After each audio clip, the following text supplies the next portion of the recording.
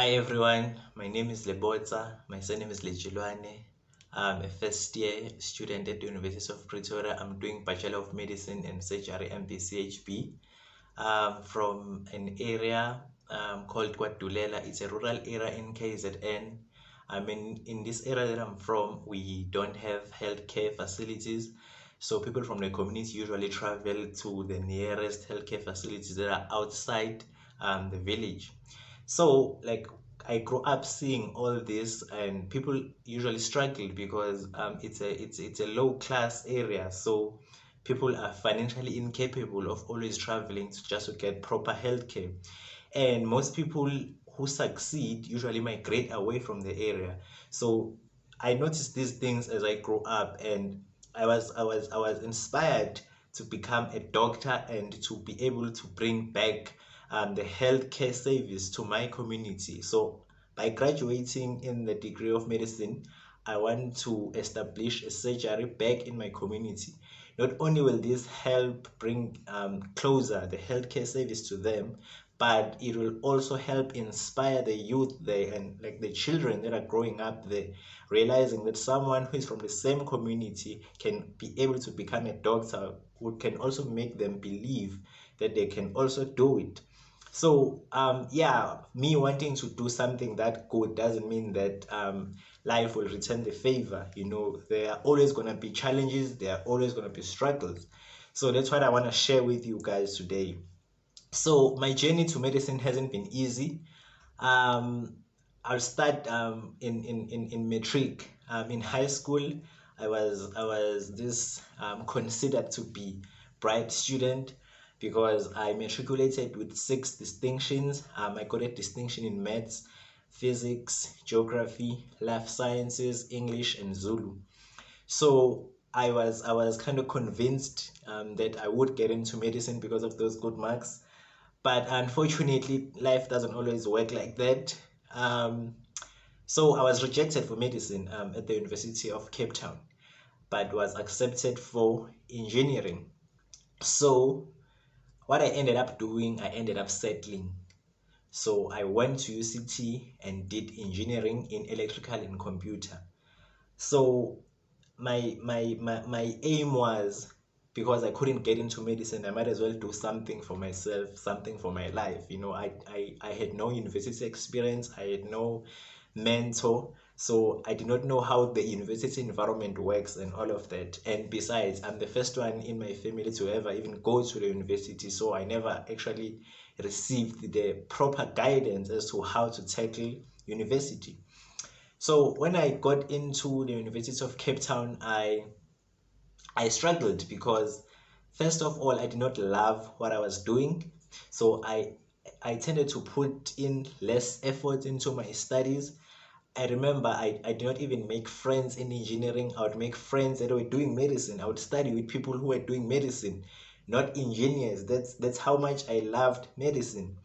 So like you cannot cheat what's within it will always try to find its way out. And I realized that through my interaction with people. I couldn't engage with engineers, but I just loved the company of doctors.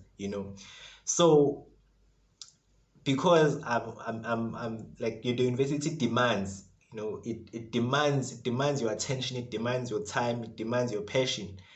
So I did not have that for what I was doing. So I started doing, like, performing really, really bad.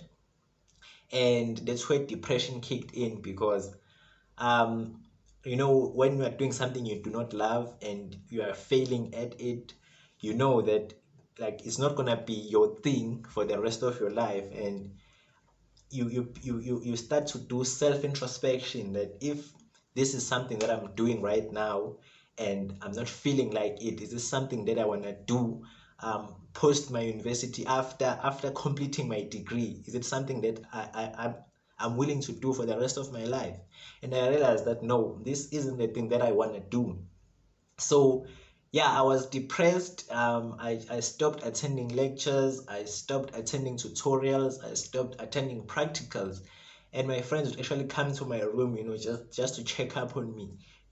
just to ask me why aren't you going to class anymore and all of that.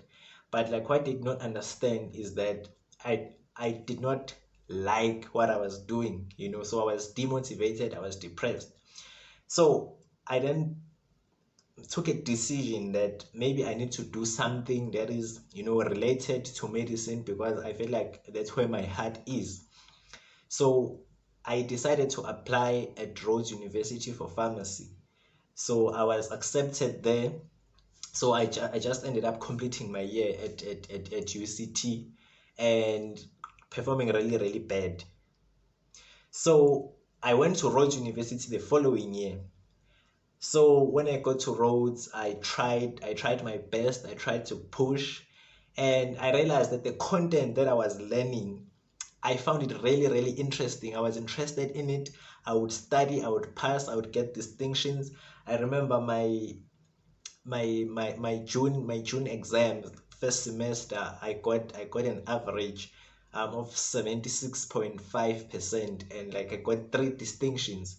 And when I thought about it, the previous year when I was at UCT, I never thought it would be possible for me to get distinctions in university, because I thought university is this environment whereby distinctions are impossible.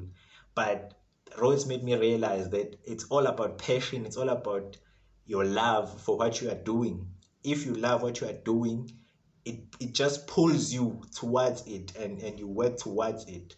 So I then decided that no, since I love medicine, I've never dreamt of doing anything else besides medicine.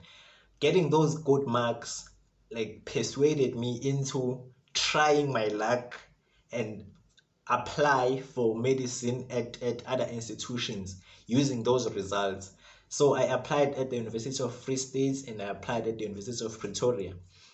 So yeah, the year went by, and yeah, it was hard, but since I loved what I was doing, I pushed. I never gave up. I pushed, and for the final exam at the end of the year, my average dropped to 75, of which it wasn't that bad, but because it dropped, I was kind of worried that I wasn't going to be able to get into medicine.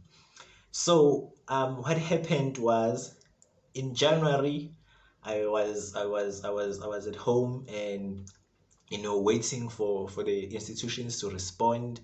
You know, I remember I got an email from Krista Hood. She works at the University of Pretoria Faculty of Healthcare, um, Faculty of Health Sciences. So she's an administrator there for first years. So I got an email from her, and she asked me if, like, when will I accept the offer. So I was confused as to which offer she was referring to.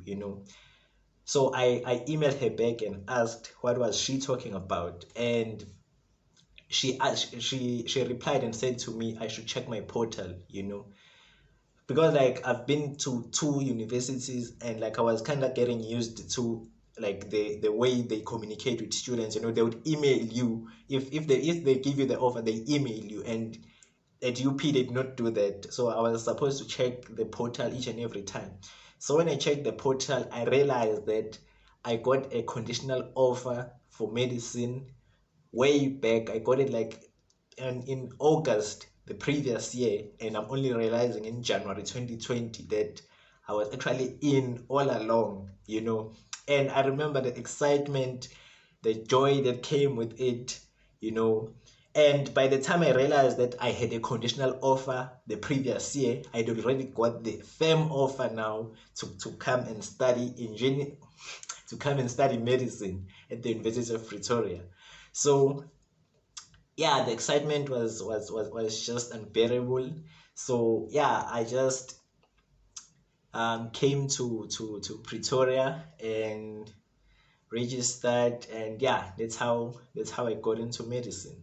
So my story, some of you might relate to it, some of you might not, you know but I'm hoping that it does, touch that one individual, that it is possible. No matter the road you take, what counts is where we all end up. Do you end up where you wanted to be initially? It doesn't matter how many years it took you, it doesn't matter the roads you took, but as long as you're gonna end up where you wanted to be initially, that is success for me. And like the key principle is all about believing in yourself. Believe that what you want, you can be able to achieve it, because whatever the mind conceives and believes, the mind can achieve. And just that the fact that I got into medicine doesn't mean that I'm now free. There's still a long way to go, there are still struggles, but what's fun about all this is that now I'm doing what I love, and I know I'm gonna nail it. Thanks for watching, and thanks for Sihle for including me in his channel, and I hope my story inspires you. Thank you.